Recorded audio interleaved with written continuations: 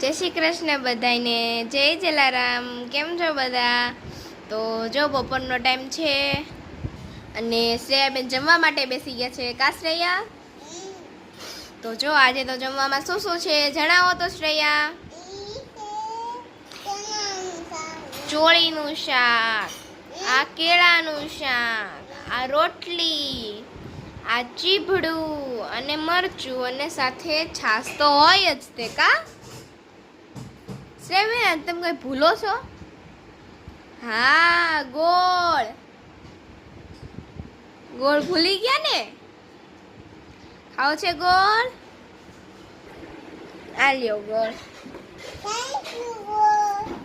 Welcome Shreyaben.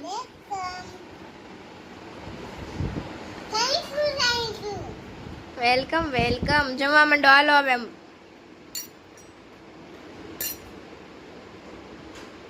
કેવું છે? ખાલી ચીબડું જ ખાધું છે હજી સુધી.